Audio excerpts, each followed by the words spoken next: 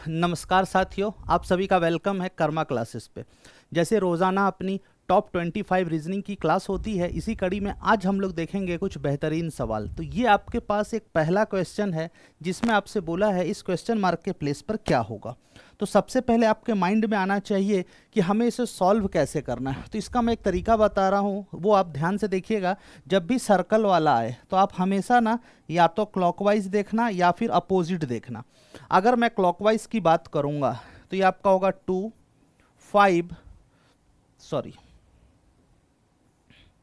2 है, देन यहाँ पर अपना क्वेश्चन मार्क है, 5 है और ये आपका 49 है। अगर इसमें मैं बात करूं नंबर की, क्या चल रहा है पैटर्न, ध्यान से देखोगे तो 49 आपका 7 का स्क्वायर है और कोई भी स्क्वायर नहीं है। लेकिन ये एक प्राइम नंबर की सीरीज है, तो 2 के बाद आप जानते हैं 3 होगा, 5 है, 7 है।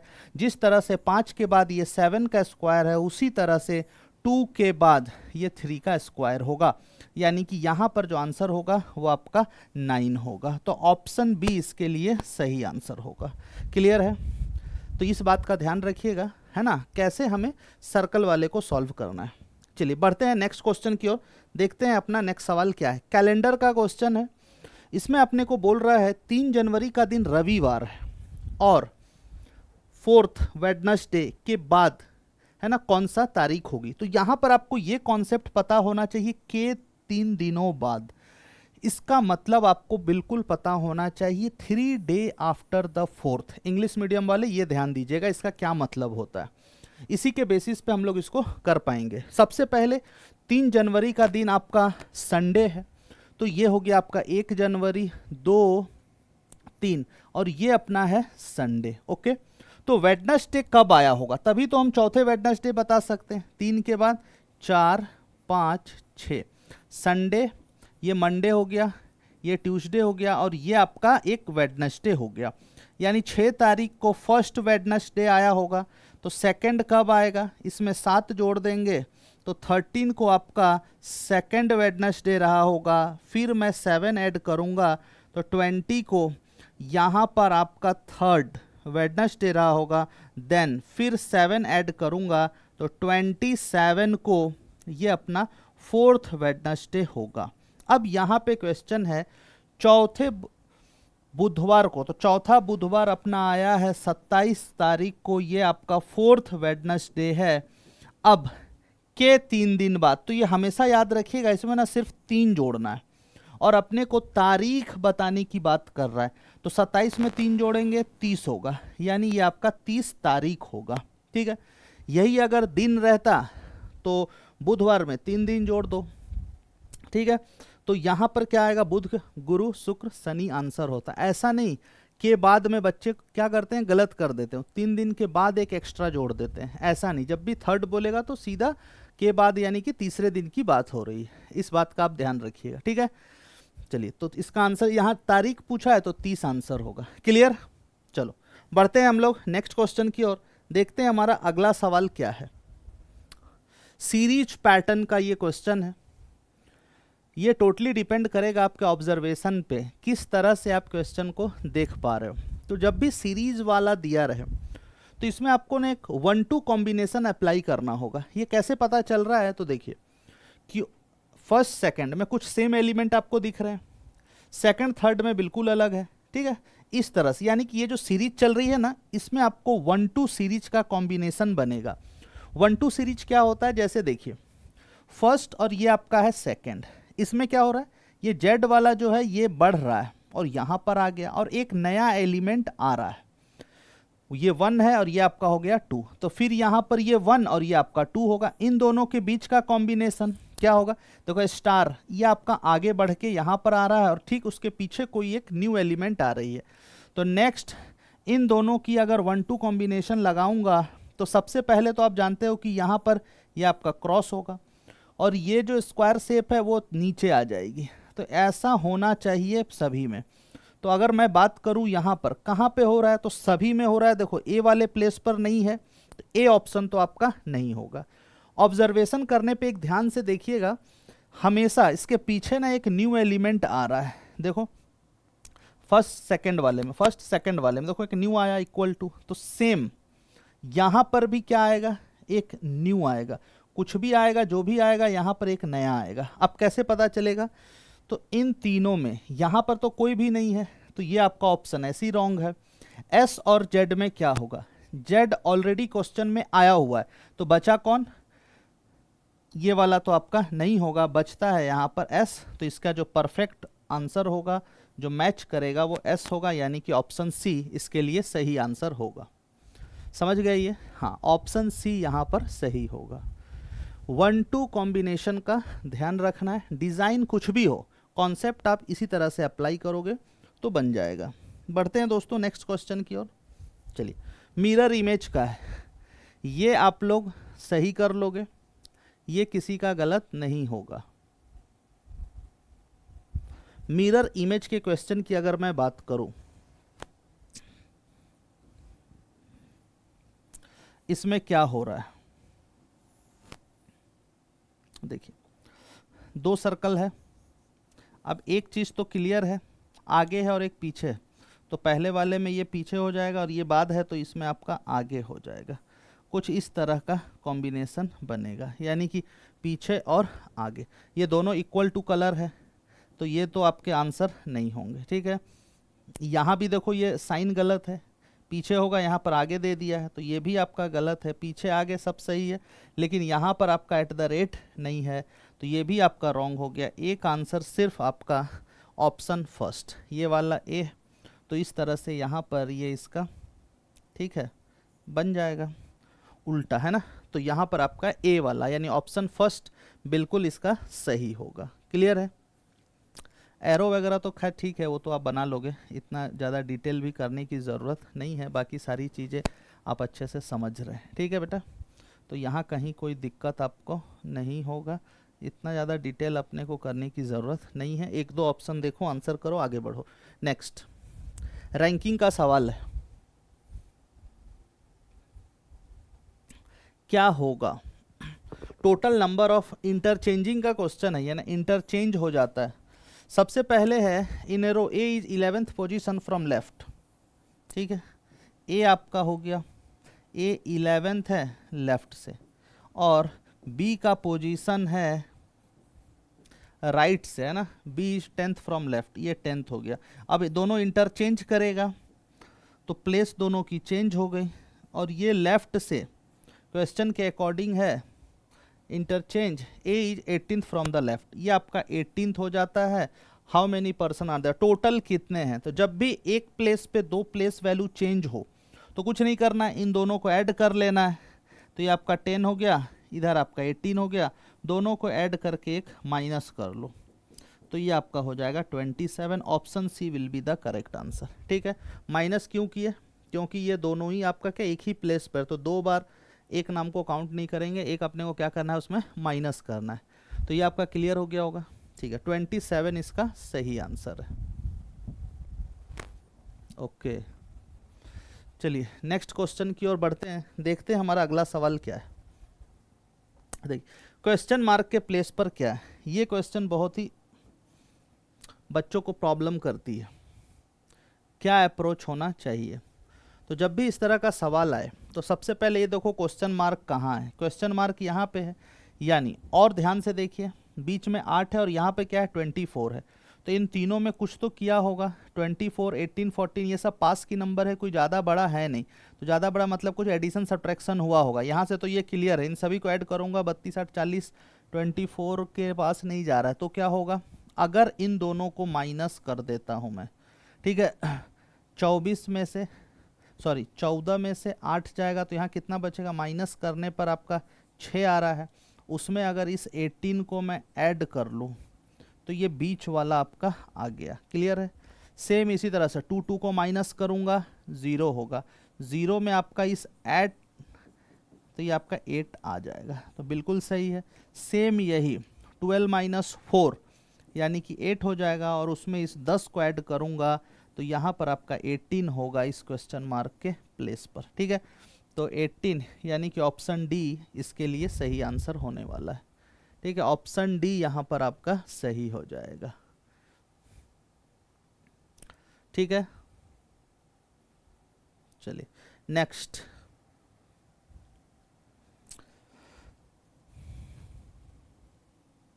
कर्मा क्लासेस की आप ऐप डाउनलोड कर लीजिए, यहाँ पे आपको फ्री मॉक टेस्ट मिल जाएंगे, है ना, आपके एग्ज़ाम के एसएससी की। और बाकी कोई भी इन्फॉर्मेशन चाहिए तो आप इस नंबर पे कॉल करके जानकारी ले सकते हैं। यहाँ से आप टेलीग्राम पे जुड़ जाइए तो ये क्लास की सभी पीडीएफ आपको मिल जाएगी। नेक्स्ट, चलिए बताइए कितने ट्रायंगल्स हैं। ट्रायंगल से तो काउंटिंग ऑफ फिगर से क्वेश्चन आएगा ही आएगा, है ना। और ये कैसे आप सॉल्व कर पाओगे? बेसिक्स तो देखो वही रहता है, बेसिक्स कोई कभी चेंज नहीं होते, रीजनिंग के जो कॉन्सेप्ट है वही है ना। डायग्राम भले चेंज होगा, ये चेंज हो रहा है, लेकिन आपको कॉन्सेप्ट वही अप्लाई करना है अपना, है ना, और उसी के बेसिस पे इसको सॉल्व करना है। और टोटली डिपेंड करेगा ऑब्जर्वेशन, किस तरह से आप इसको देख रहे हो, सिर्फ और सिर्फ आपके कंसंट्रेशन से बन जाएगा, है ना। इसके लिए कोई हार्ड एंड फास्ट ऐसा रूल नहीं होता है।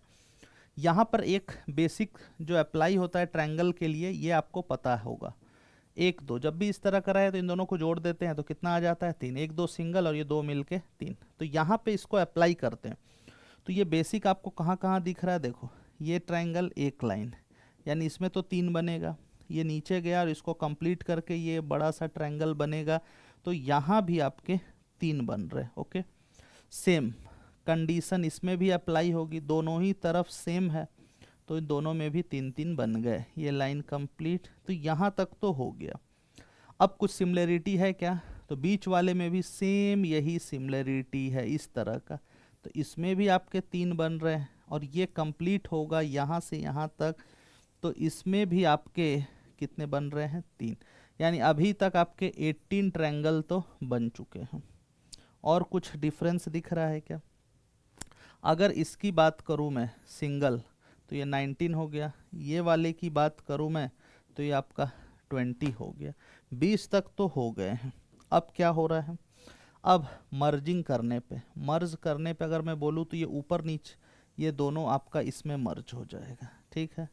तो यहाँ पर आपका 21 ट्रायंगल हो रहा है और ठीक इसी का उल्टा ये आपका नीचे आ जाएगा, तो यहाँ पर आपके टोटल 22 ट्रायंगल बन रहे हैं, यानी 22। इसके अलावा और कुछ बन रहा है क्या, देखूं तो 19 और इस ट्रायंगल को मिलाने पे ऊपर वाला तो हो गया, इधर इस साइड से 24 भी है ऑप्शन में, नहीं बिल्कुल नहीं बन रहा है। 22 इसका क्या है, सही आंसर है, ठीक है। हाँ 22 त्रिभुज इसमें बनेंगे, तो इस सवाल का आंसर हो जाएगा सी। क्लियर है? 20 तक तो आप कर लिए थे, ठीक है, 20 तक तो हो जाएगा, लेकिन ये 21 22 में थोड़ा सा सोचना पड़ेगा। चलो कोई उससे आगे का तो नहीं हो रहा है, 22 इसका क्या होगा, सही आंसर होगा। नेक्स्ट, एक घड़ी 1 घंटे में 5 मिनट का लाभ उठाती है, लाभ का मतलब हो गया बढ़ जाती है, गेन, यानी गेन जब भी आएगा प्लस, है ना, हानि रहे या फिर लॉस रहे तो माइनस। अब ये क्वेश्चन तभी आप सॉल्व कर पाओगे जब आपके पास क्लॉक का एक बेसिक कॉन्सेप्ट पता होना चाहिए। अगर आपको नहीं पता है तो मैं यहाँ पे अभी आपको बता रहा हूँ, इसको आप अप्लाई करोगे तो आप आसानी से इसको आंसर कर लोगे। क्या अप्लाई करना है, तो सबसे पहले इस तरह के क्वेश्चन में आपको ये पता होना चाहिए, है ना, टोटल टाइम कितना है, तभी आप बता पाओगे कि क्या होगा। तो टोटल टाइम कैसे फाइंड करते हैं, तो ये आपको इसमें AM PM का कॉन्सेप्ट चलता है, वो आपको पता होना चाहिए। जैसे सुबह का 8 बजे बोला है तो सुबह 8 बजे 8 AM होगा, सही किया गया, चलो। और अब यदि उसे रात 8 बजे देखा जाए, यानी कि ये आपका हो गया PM, रात के 8 बजे, ठीक है। तो ये क्या होगा, ये अपने को देखना है। तो AM से PM टोटल आपके कितने हो गए, यहाँ पर 12 घंटा हो गया, ठीक है। टोटल आपके कितने हैं, 12 आवर्स हैं। अब इसको कैसे सॉल्व करना है, क्या करना है, एक एक चीज़ हम लोग देखते हैं। सबसे पहले स्टार्ट करता हूँ क्वेश्चन के अकॉर्डिंग। एक घड़ी 1 घंटे में 5 मिनट का लाभ उठाती है, a watch gain 5 minute in 1 hour, यानी 1 घंटे में, है ना, 5 मिनट जो होगा ये आपका क्या होगा, बढ़ जाएगा, तो हमने प्लस यूज किया है। ओके, अब टोटल सुबह का दिया है, रात का पूछा है, तो टोटल यहाँ पर आपका है 12 घंटे में क्या, तो यहाँ तक 12 घंटे की बात कर रहा है, तो 1 घंटे में 5 मिनट, तो 12 घंटे में, तो टोटल इसमें आपका हो जाएगा 60 मिनट्स, ठीक है, 60 मिनट हो गया। अब ये 60 मिनट है, यानी ये आपका 1 घंटे की बात कर रहा है। 1 घंटे को ही हम लोग क्या बोलते हैं 60 मिनट। और घड़ी आपकी आगे बढ़ जाएगी, है ना, गेन हो रही है, तो ये आपका प्लस हो जाएगा। तो अगर हम क्वेश्चन की बात करें, क्वेश्चन में अगर मैं बोलूँ कि क्या हो रहा है, क्या दिखाई देगी, तो यहाँ पर आपका देखो पीएम है, 8 बज रहा है, इसमें 1 आवर आप बढ़ा दोगे तो रात का जो समय होगा वो आपका 9 बजे का कुछ समय रहेगा, जो कि आपके ऑप्शन में नहीं है। इसीलिए एएम पीएम का आपको क्लियरिटी होना बहुत ज़रूरी है। तो इसमें आप आंसर टिक करोगे, वो आपका हो जाएगा D, none of this. Clear है, ये ऑप्शन डी होगा। हाँ, रात का समय बोला है तो रात के अकॉर्डिंग तो आपको ये लेना पड़ेगा, 1 घंटा आगे बढ़ जाएगी टोटल, है ना, क्योंकि 1 घंटे में 5 मिनट बढ़ रही थी। क्लियर है। चलो नेक्स्ट। नेक्स्ट ये तो आपका बन जाना चाहिए, है ना, नॉर्मल क्वेश्चन है, उसी के अकॉर्डिंग है। क्वेश्चन पढ़िए और उसी को पढ़ते ही आंसर आ जाना चाहिए। यहाँ पर आप खुद को रख के देखो, क्या है, पुजारी ने भक्त से कहा, यानी पंडित जी ने आपको कहा, ऐसा समझ लो कि बेटा हर 45 मिनट पे ना घड़ी बजती है। नेक्स्ट घड़ी जो है आपका कब होगी, 7:45 बजे बजने वाली है। अभी से ठीक 5 मिनट पहले घंटी बजी थी, घंटी की बात कर रहा है, सॉरी घंटी, है ना, घंटी की, ठीक है। तो पुजारी ने जब वो बता रहा है आपको भक्त को, तो वो क्या टाइम है, देख लो कितना सिंपल है। अब इसमें तो कुछ ऐसा हार्ड एंड फास्ट रूल तो लगाना नहीं है। नेक्स्ट कब होगी, तो वो बोल दिया 7:45 पे, सुबह का समय है, तो इसमें आपका एएम होगा। एएम पीएम का ध्यान रखना ज़रूरी, हर 45 मिनट में घंटी बज रही है, ठीक है। तो 45 मिनट पहले ये क्या समय रहा होगा, ये आपका 7 बज रहा होगा। यहाँ तक तो क्लियर है। और क्योंकि अगली 7:45 पे हो रही है, जब वो बता रहा है और ये बोल दिया है 5 मिनट पहले बजाई गई थी, ठीक है, 5 मिनट पहले, तो 7 के आगे आपका क्या होगा, 5 मिनट आगे बढ़ोगे तो ये आपका हो जाएगा 7:05। और सुबह का समय है तो इसमें आपको एएम कर देना है, क्योंकि 7:05 से पहले ही तो 7 बजा होगा, जो 5 मिनट पहले बजी थी घंटी। तो वो जो बता रहा है ना, वो टाइम आपका कितना है, 7:05, ठीक है, 7:05 का वो समय है जब घड़ी इसमें आपका टाइम बता रही है, 7:05, 7:05 इसका सही आंसर हो जाएगा। क्लियर है यहाँ तक। चलिए बढ़ते हैं नेक्स्ट क्वेश्चन की ओर, देखते हैं क्या होगा। यहाँ पर एक कोड दिया है, स्टॉप को प्रत्येक अक्षर को विभिन्न में कम से कम एक बार प्रयोग करके, है ना, एक वर्ड बनाना है। और यहाँ बोल रखा है पी से आरंभ होने वाले, ध्यान रखना है कि वो लेटर आपका पी से ही, मतलब जो वर्ड बनाओगे वो पी से शुरू होना चाहिए। यहाँ पर आपको ये ध्यान रखना है, आपके वर्ड, है ना, वर्ड का नॉलेज होना ज़रूरी है, एंटोनिम सिनोनिम, मतलब उससे रिलेटेड जो भी है वर्ड का नॉलेज है तो आप आसानी से बना लोगे। क्योंकि यहाँ पर एक वर्ड जो दिया है ये है आपका स्टॉप दिया हुआ है, ठीक है, STOP। अब इसमें से बोल रखा है कि केवल, है ना, पी को आपको फिक्स रखना है। तो पी को मान लो मैंने फिक्स कर लिया, ये भाई चेंज नहीं होगा। तो क्या क्या बन सकता, PSTO, PTOS, कुछ ऐसा मीनिंगफुल तो नहीं बन रहा है, लेकिन POST मैं लिखूंगा तो ये पोस्ट आपका बन रहा है, डाकघर के वाला पोस्ट, ठीक है, पोस्ट, या फिर पोस्ट से पोस्ट ऑफिस का हो गया, पोस्ट किस पोस्ट पे हो, जॉब की लिखा है, चलो पोस्ट से तो एक समझ में आ रहा है कि एक बनेगा। और क्या बनेगा भाई, और यहाँ पर अगर मैं बात करूँ, पी आपका फिक्स रखना है, ठीक है, POTS, पॉट्स, ये आपका बर्तन के लिए आ जाता है, ठीक है, पॉट्स, यानी यहाँ तो आपके दो तो बनेंगे, दो आपका निश्चित ही बनेगा, यानी ऑप्शन बी यहाँ पर सही हो रहा है, ठीक है, ऑप्शन बी यहाँ पर सही होगा। क्लियर है यहाँ तक। आई होप आपको ये सारी चीज़ें क्लियर होगी। बढ़ते हैं नेक्स्ट क्वेश्चन की ओर। देखिए एनालॉजी का क्वेश्चन है, चयन का तीसरी संख्या को उसी प्रकार से, यानी फर्स्ट सेकंड थर्ड इसको किस तरह से चयन करेंगे जो यहाँ पर आंसर हो जाएगा, जिस तरह से पहले का दूसरे से रिलेट किया गया है। तो चलो इसको एक बार हम लोग रिलेट करके देखते हैं। जैसे मैंने बोला यहाँ पर डी है, ई है और इसके लिए 54 लिखा है, ठीक है।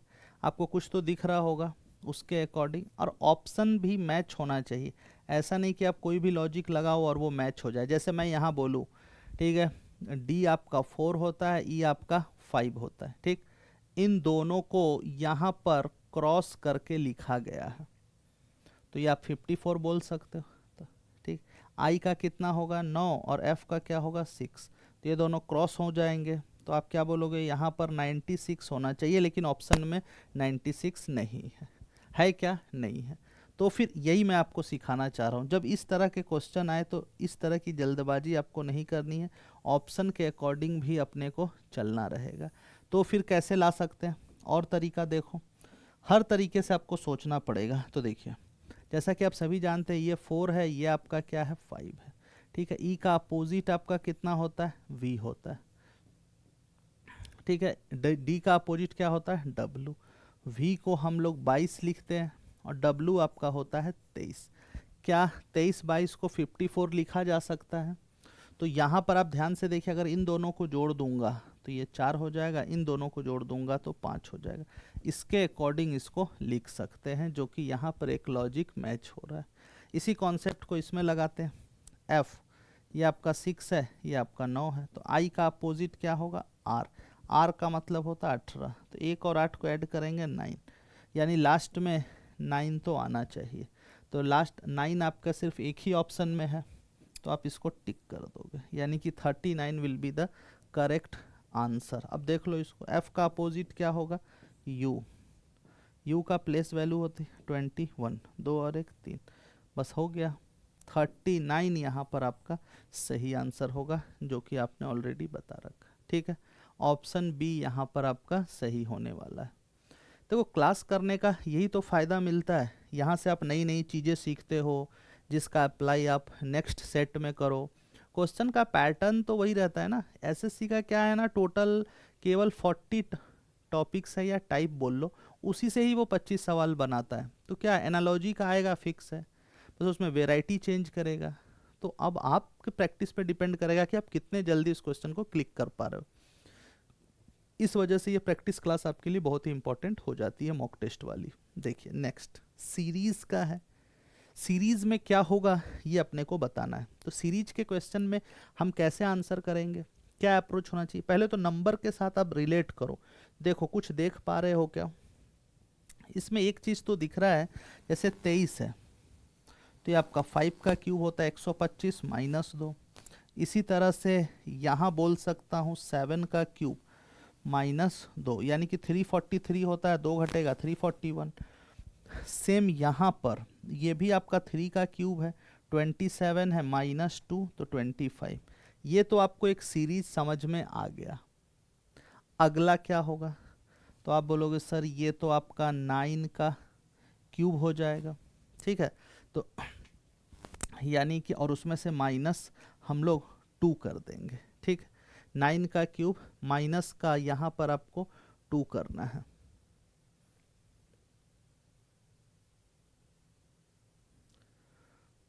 तो ये तो फिर आपका यहाँ पर ऑप्शन में मैच करना मुश्किल हो रहा है ना, ऑप्शन में ये मैच नहीं हो रहा है।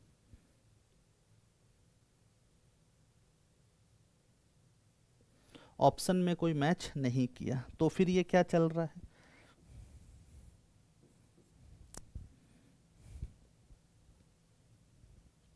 तो फिर यहाँ अगर मैं बोलूँ ये प्राइम नंबर की सीरीज चल रही है क्या, अगर यहाँ पे देखूँ मैं प्राइम नंबर की सीरीज में क्या हो सकता है, हाँ ये नहीं मैच हो रहा ना, 729 है लेकिन -2 भी तो करना पड़ेगा, तो ये आपका तो देखो 727 हो जाएगा। कहाँ मैच हुआ, नहीं हुआ। तो एक चीज़ क्लियर है, अगर ये प्राइम नंबर चल रहा है 3 5 7, तो 9 के जगह पे अगला प्राइम नंबर लेना है, तो 11 आपका प्राइम नंबर हो जाएगा। अगर 11 का क्यूब करते हैं और उसमें से हम लोग -2 करते, तो 11 का क्यूब आपका है 1331 -2, दैट मीन्स ये आपका हो जाएगा ऑप्शन नंबर डी। यानी 1329 इसका क्या होगा, सही आंसर होगा। ठीक है, 9 आपका प्राइम नंबर नहीं है। ठीक है, तो यहाँ पर आपका ये क्या चल रहा है, प्राइम नंबर का क्यूब उसमें से -2 किया गया है। ठीक है, प्राइम नंबर का क्यूब और ये आपका -2 गया है। तो इस तरह से एग्ज़ाम में आपको पैनिक भी नहीं होना है ना, घबराना बिल्कुल नहीं है, धैर्य से सोच समझ के बिल्कुल कूल माइंड से अपने को एग्ज़ाम देनी है ना। और फिर अपने को, हाँ, घबराने से कुछ नहीं होगा, परेशानी का कोई सॉल्यूशन नहीं है। शांत दिमाग से पढ़ाई करिएगा तो सब समझ में भी आता है और सारी चीज़ें होने भी लगती है, बनने भी लगती है। नेक्स्ट यहाँ पर अगर हम बात करें तो क्या क्या दे रखा है, इस बात का ध्यान दीजिएगा। 8765 और ये एक बड़ी संख्या है। ठीक है, 9827 ये आपका बड़ी संख्या है। जब बड़ी संख्या होती है तो एडिशन से तो कुछ हो नहीं रहा होगा, जरूर मल्टीप्लाई वगैरह कुछ हुआ होगा। तो क्वेश्चन को ऑब्जर्व करो, बताओ क्या हो सकता है।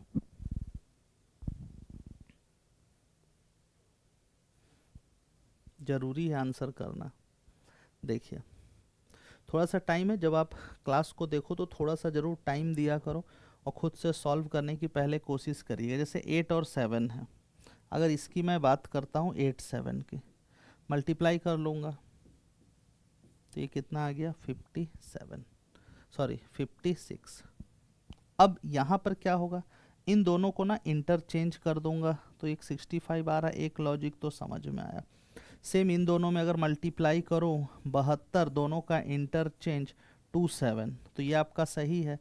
सेम यहाँ पर मल्टीप्लाई कर लो 32, दोनों का इंटरचेंज 23 यहाँ पर इसका आएगा, यानी कि ऑप्शन बी इसके लिए जो है सही आंसर होगा। क्लियर है, ऑप्शन बी इसका सही आंसर होने वाली है।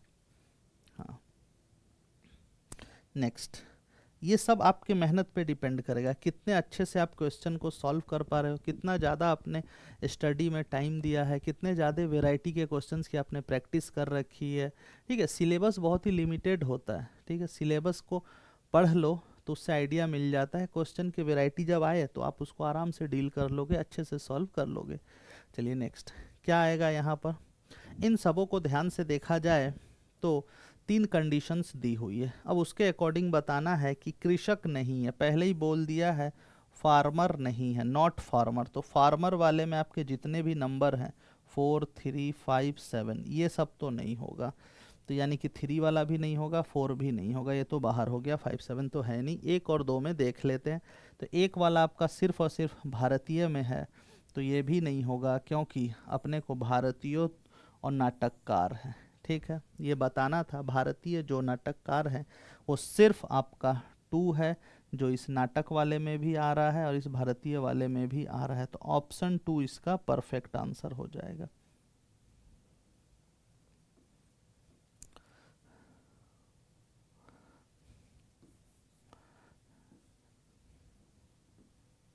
वन वाला नहीं होगा, वो पहले मैंने बता रखा था, 1 नहीं 2 होगा। ठीक है, कटिंग में वहाँ हो गई थी, इस पे ध्यान दीजिए। 2 इसका क्या होगा, सही आंसर होगा। क्लियर है ये। हाँ, ऑप्शन का यूज कर लो तो ज़्यादा इतना देखने की नहीं पड़ेगी, बाकी क्वेश्चन पढ़ के भी आप सॉल्व कर लीजिएगा, हो जाएगा, कुछ इतना ज़्यादा टफ नहीं होता है। चलिए, ये बहुत अच्छा क्वेश्चन है, कैलेंडर के बेस पे है ना। अगर आपने कैलेंडर को अच्छे से पढ़ रखा है, समझ रखा है, तो आप आसानी से बना लोगे। कंडीशन के अकॉर्डिंग ही सॉल्व करनी है।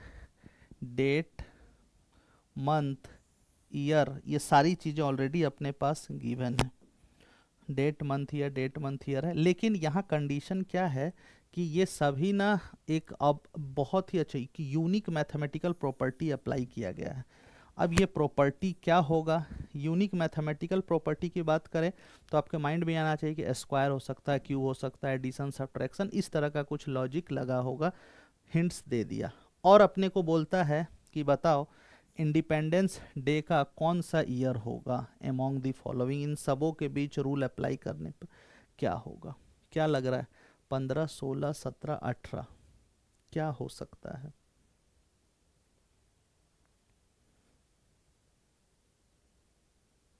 चलिए मैं भी करता हूँ, बिना लिखे आपको ये समझ में नहीं आएगा, थोड़ा सा यहाँ ध्यान दीजिएगा। सबसे पहले लॉजिक यहाँ पे बोल रखा है डेट लेना है, मंथ लेना और ईयर लेना, और सब 2 2 के फॉर्म में है, तो लास्ट का 2 वाला के अकॉर्डिंग चलेगा, इस ध्यान देना। सबसे पहले जो अपने को लेना है, यहाँ पर डेट है, फिर आपके पास ये मंथ है, और नेक्स्ट आपके पास ईयर है ना। तो ईयर में देखो, सबसे पहले सवाल में 3 अप्रैल 2005 है, तो डेट है, तो डेट को हम लोग 03 लिखेंगे। अप्रैल है तो 04 चौथा का महीना होगा, और 2005 है तो लास्ट का 05 आ जाएगा। क्लियर। नेक्स्ट फिर है 6 अगस्त, 8वां महीना आता है, और 10 का 10, तो यहाँ पर आपका आ गया 10। और अगस्त है तो 08, तारीख आपके पास है 06, तो ये दूसरा हो गया। तीसरा है 5 दिसंबर 2013, यानी कि 5, 12 और 13 की बात करेगा, तो ये 5 हो गया, ये 12 हो गया, और ये आपका 13 है। अब इनके बीच क्या लॉजिक लग रहा है ये अपने को ध्यान रखना है, देन हम आंसर कर पाएंगे। और बताना है अपने को 15 अगस्त यानी कि 08, और कौन सा ईयर होगा इस ऑप्शन के अकॉर्डिंग, ये अपना आंसर होगा। ठीक है, तो अब इन सबों में क्या लॉजिक लग रहा है तो वो आपको देखना पड़ेगा। क्या हो रहा है, 5 आ सकता है, 5 है, 3 4 प्लस माइनस ऐसा कुछ नहीं है, देख लो। तो यहाँ पर 5 कैसे, जैसे ये 3 है ना, यहाँ पे 3 का स्क्वायर हो जाएगा, और यहाँ पर मैं इसको 4 का, अच्छा रुको इसको ऐसे लिखते हैं, ठीक है, स्पेस का यूज किया जाए। जैसे मैं यहाँ लिख देता है ना, 3 का स्क्वायर, 4 का स्क्वायर, 5 का स्क्वायर। 3 का स्क्वायर कितना, 9, ठीक है। और यहाँ पर है आपका 4 का स्क्वायर 16, इससे 5 का स्क्वायर कितना होगा, 25। अब तो कुछ समझ में आ रहा है, यानी शुरुआत वाले दोनों को जोड़ने पर ये लास्ट वाले के अकॉर्डिंग आ रहा है। एक मैथमेटिकल ऑपरेशन ये बन रहा है। देखो 6 का स्क्वायर यानी कि आपका हो जाएगा 36, 8 का स्क्वायर 64, 6 इन दोनों को ऐड करेंगे, 10 का स्क्वायर क्या होगा, 100। तो क्या ये मैच कर रहा है, हाँ मैच कर रहा है। नेक्स्ट है आपके पास 5 का स्क्वायर यानी कि आपका 25 होगा, 12 का स्क्वायर 144, 25 और 144 को ऐड करेंगे तो यहाँ पर आपका ये आता है 169, जो कि मैच हो रहा है। चलो इस कंडीशन को अप्लाई करते हैं। 15 का स्क्वायर 225, 8 का स्क्वायर 64। अब इन दोनों को ऐड कर लिया जाए, 5 4 9 आ जाएगा, 6 2 8, और नेक्स्ट है आपका 2 यानी कि 289।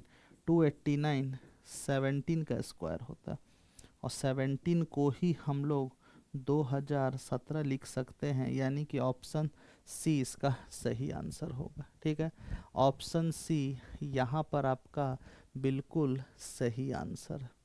लॉजिक समझ में आया ये क्या चल रहा था? हाँ बिल्कुल ही नया सवाल। तो आपको इस तरह के क्वेश्चन की भी थोड़ी ध्यान रखनी पड़ेगी, क्या है, क्या लॉजिक लग रहा है, क्या अप्रोच होना चाहिए, कैसे हम सॉल्व कर सकते हैं। ठीक है, चलिए नेक्स्ट सिटिंग अरेंजमेंट का सवाल है, बताइएगा, थोड़ा ट्राई करिए और देखिए क्या आंसर आता है। रीजनिंग में क्या है ना, थोड़ा सा लॉजिक लगाना आपके लिए ज़रूरी रहता है, बिना लॉजिक के आप आंसर नहीं कर पाओगे। ठीक है, सबसे पहले कंडीशन की बात करूं, कितने लोगों का दे रखा है, 5 शिक्षक हैं।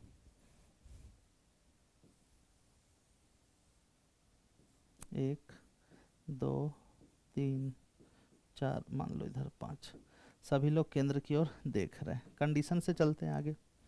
टी एच और आर के बीच में बैठा है, यानी टी जहाँ भी बैठेगा एच और आर वाइसा वर्सा, यानी एच आर राइट या लेफ्ट में दोनों इंटरचेंज कर सकते। पी आर के दाएं दूसरे स्थान पर, यानी यहाँ पर आर है, दायां दूसरे स्थान पर हो गया पी, तो ये भी आपका सही है। आगे एच टी के बाएं है, तो कहाँ है ये नहीं पता, पहले तो एच का पोजीशन ध्यान दो। अब इससे क्लियर हो जाएगा, क्योंकि आर अपने पास ऑलरेडी है, एच इधर बैठ नहीं सकता है, तो एच यहाँ बैठेगा, और उसके बीच में कौन आ गया, टी आ गया। आर और एच के बीच में टी आएगा, ये भी क्लियर है। अब क्या है, एच टी के ठीक बाएं है, देखो ठीक बाएं भी है, सारा बन गया। एक नाम इसमें बचा हुआ है के, तो यहाँ पर के लिखेंगे, बन गया। अब यहाँ पे क्वेश्चन है के ठीक बाएं कौन बैठा है, तो के ठीक बाएं में यानी कि आपका आर बैठा है, और आर की बात करें तो यहाँ पर आपका ऑप्शन सी होने जा रहा है। ठीक है। हाँ, सीटिंग अरेंजमेंट में भी थोड़ा सा आपको मेहनत करना पड़ेगा, है ना, थोड़ी प्रैक्टिस कर लो, प्रीवियस ईयर की क्वेश्चंस वगैरह कर लीजिए, तो आसानी से आप क्लिक कर पाओगे। एटलीस्ट क्या होगा ना, आपकी स्पीड बढ़ जाएगी। बनाना और कम समय में बनाना, यही अंतर हो जाता है कंपटीशन एग्ज़ाम में।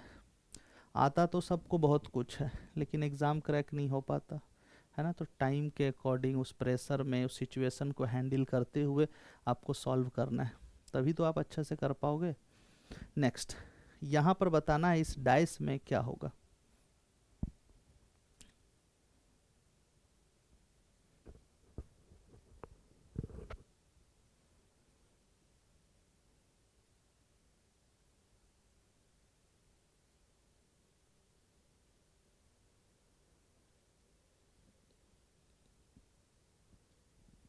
चलिए अब मैं बता रहा हूँ। देखो, जब भी डाइस आए और जब आपके पास कोई भी कॉमन नहीं हो, 5 का विपरीत बताना है, तो सबसे पहले देखेंगे कि डाइस में ये दोनों ही आपके ना स्टैंडर्ड डाइस है। यहाँ से ये आपको क्लियर हो गया होगा, यानी कि मानक पासा। स्टैंडर्ड डाइस में क्या होता है, कोई भी जो दिखाई दे रहा है इसका टू फेस का सम 7 नहीं होना चाहिए। 5 3 8 3 1 4, देखो 6 4 10, ये सब आपके क्या है, स्टैंडर्ड डाइस है। तो जब भी आपके पास स्टैंडर्ड डाइस या फिर इसको हम लोग बोलेंगे मानक पासा हो, तो ये सब आप लोग को पता है पहले से ही, है ना, क्योंकि इसका जो अपोजिट होगा, अपोजिट, ये आपका कितना होता है बोलो, 7 होता है। और इसका याद रखना है का योग, यानी कि दोनों को जोड़ना है और उसका क्या मतलब सम, ये याद रखिएगा। तो 5 है, तो 5 का अपोजिट क्या होगा, 5 के पीछे आपका क्या होगा 2, 1 के पीछे क्या होगा 6, 3 का इधर क्या होगा 4। स्टैंडर्डाइज का आपका सब फिक्स होता है ना, ये आपका कभी भी चेंज नहीं होगा। 2 का 5, 3 का 4 होता है, ठीक है, ये आपका फिक्स्ड रहता है, ये सब आप लोग जानते होंगे, ठीक है। तो इसलिए 5 का अपोजिट क्या होगा 2, 5 और 2 मिलके क्या हो जाएगी 7, तो यहाँ पर आपका क्या हो जाएगा 7, ठीक है। हाँ, जब कॉमन ना हो तो, कोई भी कॉमन नहीं लग रहा तो सिंगल कॉमन का भी रूल काम नहीं किया, डबल कॉमन का भी नहीं काम किया, तो फिर आपको क्या करना है, इस तरह से देखना है कि स्टैंडर्ड है या जनरल, दोनों ही स्टैंडर्डाइज से, तो उसका अपोजिट हमने ले लिया और आंसर कर दिया। क्लियर। चलिए नेक्स्ट, मिसिंग वाले।